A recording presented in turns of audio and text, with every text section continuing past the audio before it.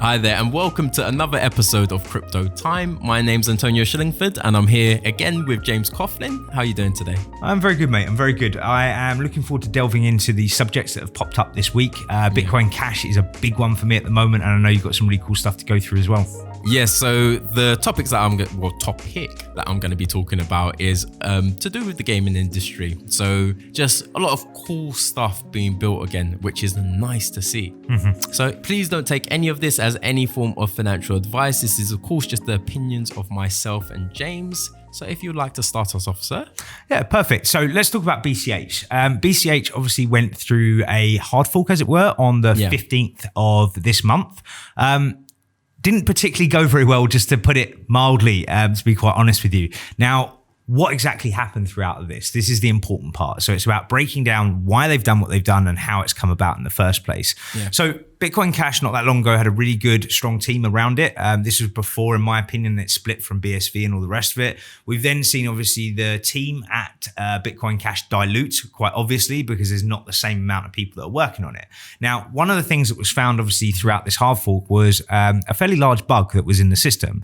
And what this bug, in essence, actually entailed was that people couldn't actually transfer transactions as they normally would. Yeah. What we saw is, after the point where the block height hit the actual split itself, when that point came, we were really concerned as we saw that there was roughly 9 blocks that ended up being completely empty. Now, I know you were talking around one transaction. I don't know if you want to just add a little bit of information around that. The blocks were empty. There was only one transaction held in each one of those 9 blocks. So every single one of them just had one transaction entailed in them. Now that one transaction was just quite simply the block reward. That's all it was. Yeah, and I think this is interesting because when we're going through all these systems, it's all about how many transactions can be performed per second. That there's no kind of backlogs within mempools or anything like that. It's about ensuring that things work seamlessly. One of the conversations that I have on a regular basis was how, for example, is this better than the normal system? If, for example, I can just transfer and not have problems, and this highlights issues with the actual industry itself. But at the same time, we do realize that coins are a little bit in infancy. But I don't use this as an excuse with BitcoinCash. Yeah. They've got a team behind it that works very well, and the fact that they allowed this to go ahead when there was a bug such as that bug within their network, for me, is unacceptable, to be quite honest. I don't know what your opinion is on that. And I 100% agree. Look, I know that there are mistakes made, but when there's a major bug like that, when you're pretty much excluding 9 blocks and it built up a mempool as well. Imagine if there were proper corporations built on top of the BCH blockchain at that point.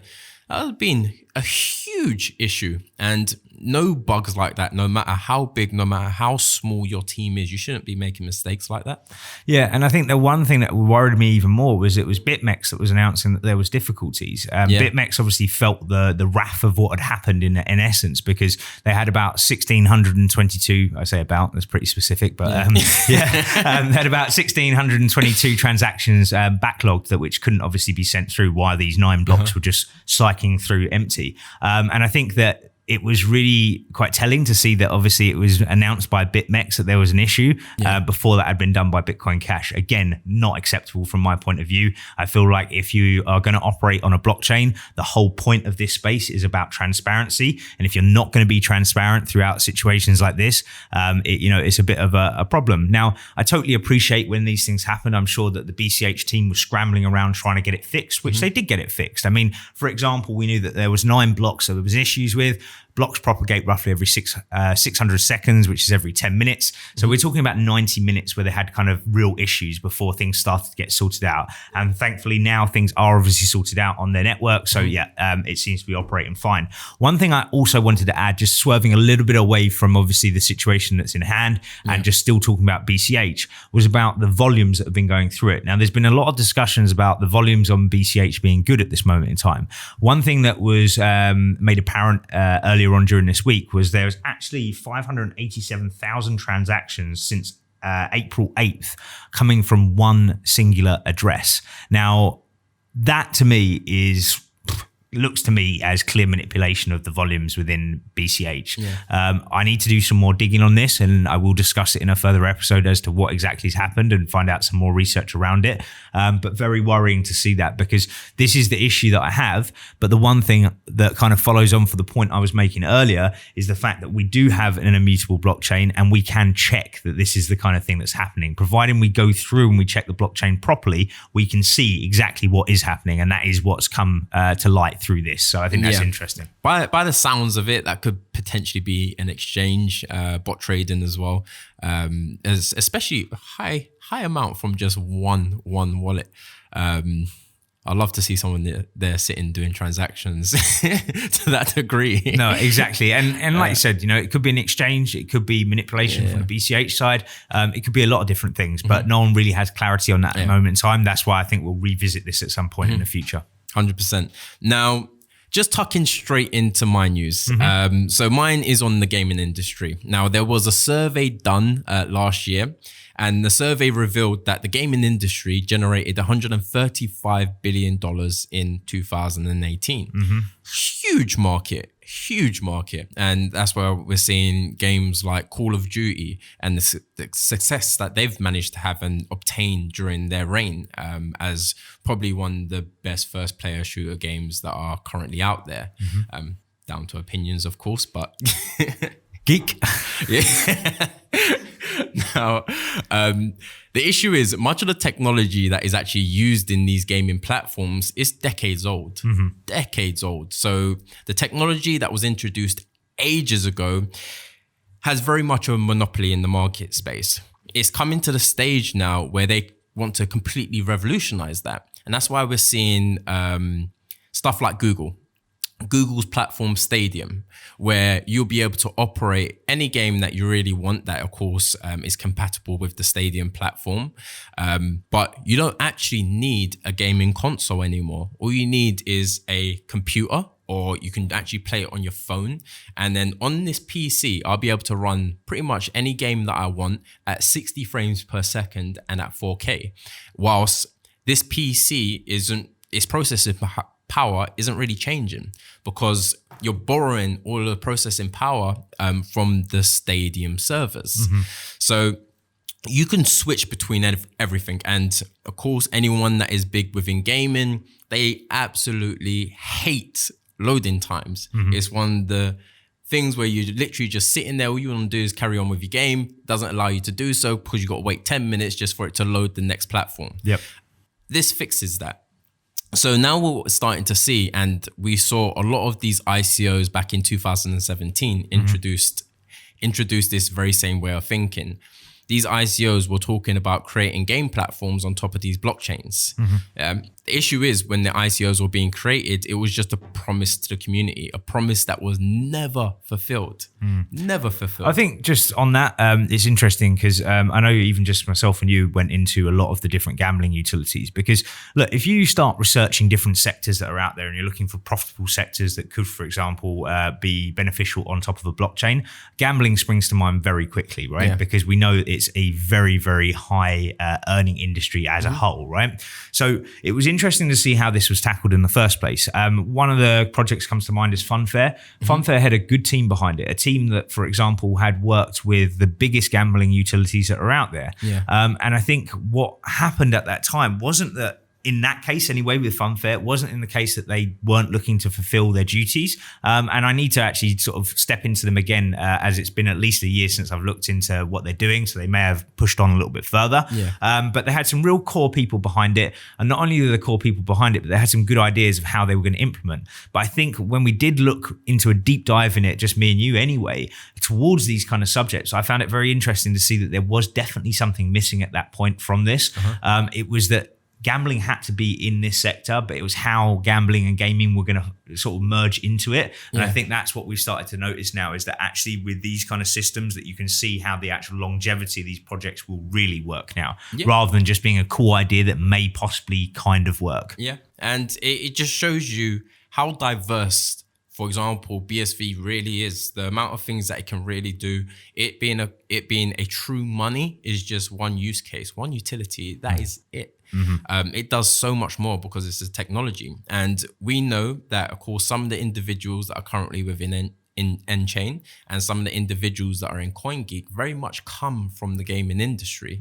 So it makes complete sense for them to start making movements in that direction. Now, there's the company itself is called Chronoverse. Now, Chronoverse is an independent startup game development studio that develops its games on the blockchain. And they're currently building it all on BSV. Nice. Now, CryptoFights is one of its first games. And this is what I was talking about, just cool stuff coming back to the space now. CryptoFights is a 1v1 competitive fighting game. Players get to create their own characters and customize them. Once a player creates a character, that character exists on the Bitcoin SV blockchain. Now, it goes a little bit further than that. Now, for example, on games like World of Warcraft, Call of Duty, you can buy packs and you can buy equipment. Now, when you're buying those packs or equipment, it's very isolated to that individual server. So if Call of Duty was to go down, all the money that I've invested actually buying all of these items and all of this cool stuff literally just goes down the pan.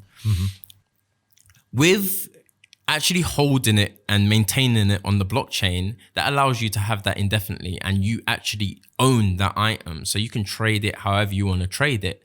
So it's now entering into a completely different realm of ownership, even when you're talking about true gaming platforms. Now, David Case, he's the studio's back-end architect. Now, every move that a player makes, and this is a statement that he made, sorry. Every move that a player makes, every feedback from the server are recorded on the blockchain as a transaction. And it actually builds a graph where each data points to another state of data. So you can kind of replay any battle that you've of course had. So if me and you were in the game and we were battling it out about a month ago and you, a very deluded view, thought that you absolutely thrashed me. And we know that wasn't the case and we're just arguing and arguing.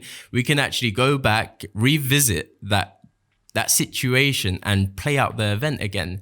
And then I can actually prove to you that that wasn't the case to start off with. That's a cool little function. I think what's really cool and what comes to light, almost immediately with when you're saying that is it has to be on top of a scalable blockchain. And that we certainly are seeing with SV. Now, just to put this into perspective, let's use social media as an example, right? So take Twitter, right?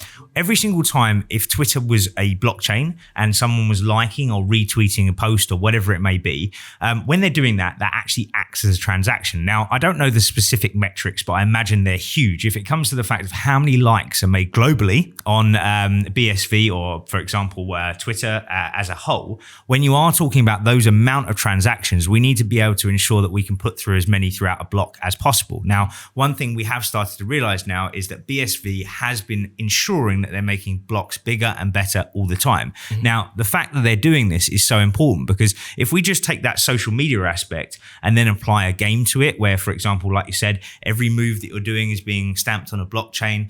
You take, for example, transfers where every single transaction that's being made is also stamped on a blockchain. To have all of this on top of one chain needs to have a robust, large block space that we know that we can fit multiple transactions through, if not hundreds of thousands of transactions through per second at one point. Now, we know obviously it's not at that stage yet, but BSV is certainly on a correct path to do that. And without a doubt, they are definitely the most scalable blockchain in my opinion, and I'm sure in yours as well at this moment in time. Yep, I completely agree with that. And it's not just that, it's how much data you can actually fit into each individual transaction. Now, this sort of thing wouldn't be possible on Bitcoin. And the main reason why is, first of all, you just can't put enough data into each and every single block because they've limited the actual block sizes. And second of all, no company would look at it in that capacity just because of how expensive it actually is. Now, 2 days ago, we paid a fee of $10 to do a transaction. That's a joke. BCH, perfect example, your bit of news that we went through. Again, not something that these people will feel truly confident to build a platform like that, because they're investing their money into actually building infrastructure for their gaming device to then be put on top of the infrastructure of whatever it is cryptocurrency that they're looking at that particular point. So the foundations need to be stable. Everything needs to be scalable. And for any company coming to this space, actually wanting to properly invest money, that is exactly what they're going to be looking for. And that's now why we're starting to see really cool things come out from the BSV camp and actually being implemented. It's not just words anymore. Yeah. I think also that's really cool to mention on top of this is, let's take it back to December 2017. Bitcoin was at one of its highest values in terms of what was happening at that point. When we actually looked at, for example, how transactions were going through the blocks, there was a major problem at that point. Now, you just mentioned about, for example, when we saw the market pop up quite considerably the other day, that to get a Bitcoin transferred was roughly $10 to do it in an amicable amount of time, right? When, for example, I was sending Bitcoins back in the end of December 2017, I actually paid $70 at one point to do a fast transaction to someone. So it just shows that that is only the kind of tipping of the iceberg. When it really takes off and we have more and more people using it, that's just unacceptable. And for the fact that people tout, for example, purchases like a coffee, well, who in their right mind is ever going to walk into a coffee shop and go, oh, let's pay £5 for a coffee or £3 for a coffee, and then pay £70 or $70 to actually make that transaction go through? It's never going to happen. Absolutely never going to happen. It needs to be pico, tiny little payments that go through each time. And that way we're going to get it off the amount of people that are doing it. Then the block reward and everything works really well. Providing we can do this super cheap. That's important. And if it costed me $70 to just like someone's picture, I would never like a picture ever again in my life. Even take it to a real linear view and just take it to a house purchase or a coffee or anything, right? People want to pay as little as possible, regardless of the size of the purchase. Just because I was spending £500,000, I still wouldn't want to pay $70 or £70 or whatever it was to make a transaction if I knew that there was somewhere I could do it for a fraction of a penny or a penny. It just doesn't make sense. So this kind of argument that, for example, Bitcoin could be used as, a large purchase entity and things like that, it's just, to me, is absolute rubbish. Absolute rubbish. Yeah, very true. Very true. And I think we should take that point there to close it all off. What a rubbish point, yeah? So yeah, I think this is a great opportunity to wrap this session up. One thing we always like to say at the end of it is, if you do like what you're seeing here, please like, subscribe, and hit up that notification button so you can see the latest and greatest coming from Bitstocks. And if you like to listen rather than watch, you've got fantastic utilities such as iTunes and also Spotify to listen to us on podcast versions. And yeah, blog content's been thick and fast coming from Bitstocks at the moment, which has been a great sort of source of knowledge for people as well. So yeah, get involved with Bitstocks, have a look at what we have to say at this moment in time, and we thank you time and time again for watching our Crypto Time. Peace and love. Bye guys.